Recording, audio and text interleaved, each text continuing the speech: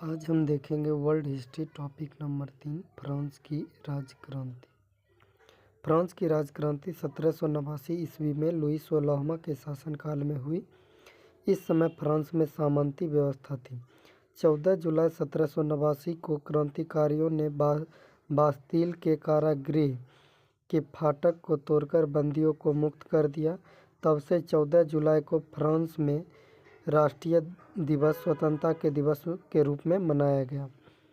समानता, स्वतंत्रता और बंधुत्व का नारा फ्रांस की राजक्रांति की ही देन है। राष्ट्रवाद की पहली स्पष्ट अभिव्यक्ति फ्रांस की फ्रांसीसी क्रांति के साथ हुई। मैं ही राज्य हूँ और मेरे शब्द ही कानून हैं, यह कथन लुई 14वां की है। यानी मैं ही राज्य हूँ और मेरे शब्द ही कानून है, यह कथन किसकी है? लुई 14वां की है। राजा की निरंकुशता एवं स्वेच्छाचारिता पर अंकुश लगाने के लिए फ्रांस में पार्लियामेंट नामक संस्था थी, जिसकी संख्या 17 थी और जिसका गठन न्यायालय के रूप में किया गया था।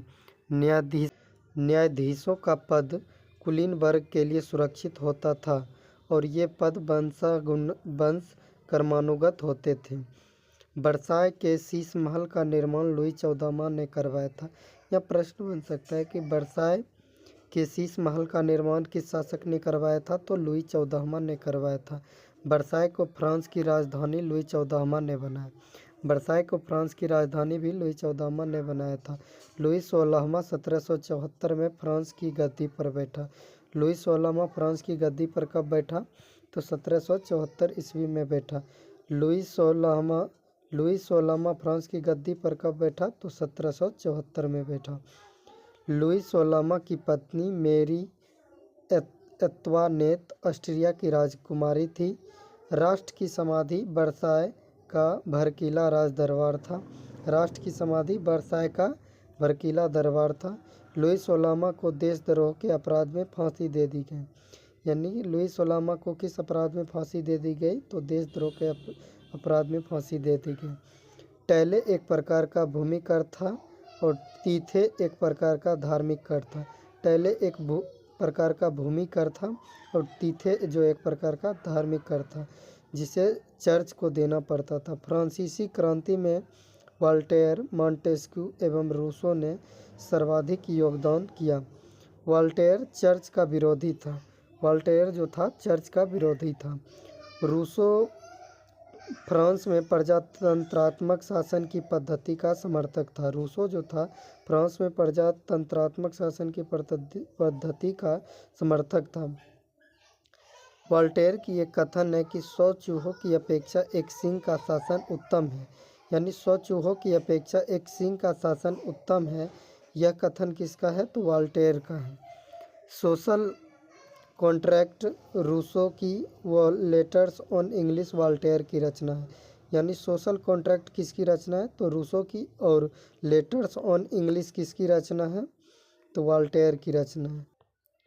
कानून की आत्मा की रचना मॉन्टेस्क्यू ने की थी। यानी कानून की आत्मा नामक पुस्तक की रचना किसने की थी? मॉन्टेस्क्यू ने की थी, जिसमें सरकार के 3 अंगों कार्यपालिका, विधायिका और न्यायपालिका के अलग अलग रखने के विषय में बतलाकर शक्ति पृथक्करण का पोषण किया। फ्रांस की क्रांति में का सबसे महत्वपूर्ण नारा समानता था। फ्रांस की क्रांति का सबसे महत्वपूर्ण नारा समानता था, जिसे मध्यम वर्ग ने आगाज किया था। यानी स्वतंत्रता और बंधुत्व भी फ्रांस की क्रांति का ही नारा था। स्वतंत्रता एवं बंधुत्व भी क्रांति का नारा था। 18वीं शताब्दी में फ्रांसीसी समाज 3 एस्टेट्स अर्थात श्रेणी में बटा हुआ था। प्रथम एस्टेट जो पादरी, द्वितीय एस्टेट जो अभिजात वर्ग था, जबकि तृतीय एस्टेट इसमें देश की 90% जनता थी। उन्हें सभी प्रकार के कर देने पड़ते थे। इस वर्ग में जो शामिल थे व्यापारी, डॉक्टर, वकील, जज, अध्यापक, शिक्षक, लेखक, शिल्पी, किसान एवं मजदूर वर्ग शामिल थे। फ्रांस की जो राजक्रांति थी के समय में फ्रांस की राजक्रांति के समय में फ्रांस की मुद्रा लिब्रे थी। यानी फ्रांस की राजक्रांति के समय में फ्रांस की मुद्रा क्या थी? लिब्रे थी। स्टेट्स जनरल के अधिवेशन की शुरुआत 5 मई 1789 ईस्वी में हुई थी। माप-तौल की दशमलव प्रणाली भी फ्रांस की ही देन है।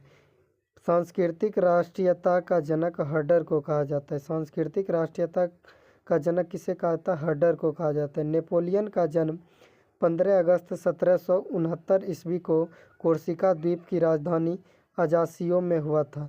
नेपोलियन के पिता का नाम कार्लो बोनापार्ट था। नेपोलियन ने ब्रिटेन के सैनिक अकादमी में शिक्षा प्राप्त की।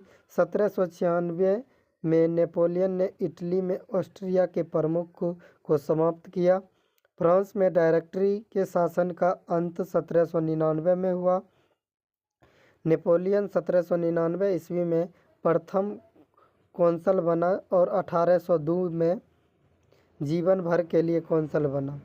यानी 1799 में प्रथम कौंसल बना और 1802 ईस्वी में जीवन भर के लिए कौंसल बना। 1804 ईस्वी में नेपोलियन फ्रांस का सम्राट बना। फ्रांस का सम्राट नेपोलियन कब बना? 1804 ईस्वी में। आधुनिक फ्रांस का निर्माता नेपोलियन को माना जाता है। आधुनिक फ्रांस का निर्माता किसे माना जाता है? नेपोलियन को माना जाता है।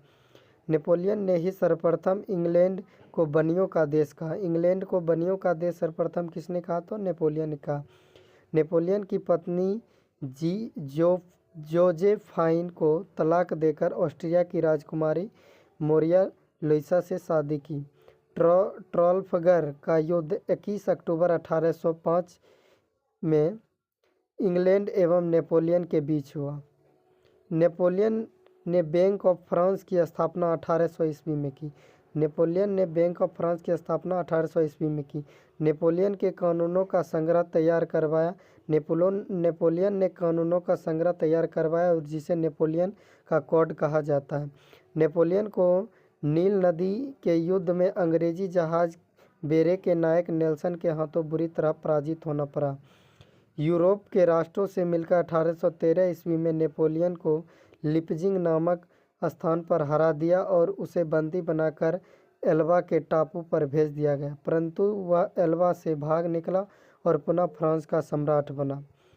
अंततः मित्र राष्ट्रों की सेना ने नेपोलियन को 18 जून 1815 ईस्वी को वाटरलू के युद्ध में पराजित कर बंदी बना लिया और उसे सेंट हेलेना द्वीप भेज दिया और वहां 1821 ईस्वी में मृत्यु हो गई। नेपोलियन लिटिल कॉर्पोरल के नाम से भी जाना जाता है।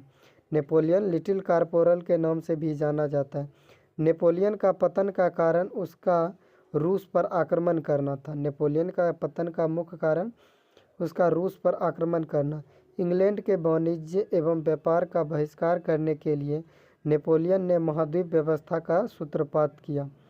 वियना कांग्रेस समझौता के तहत यूरोप के राष्ट्रों ने 1815 ईस्वी में फ्रांस के प्रभुत्व को समाप्त किया। वियना कांग्रेस समझौता के तहत यूरोप के राष्ट्रों ने 1815 ईस्वी में फ्रांस के प्रभुत्व को समाप्त किया।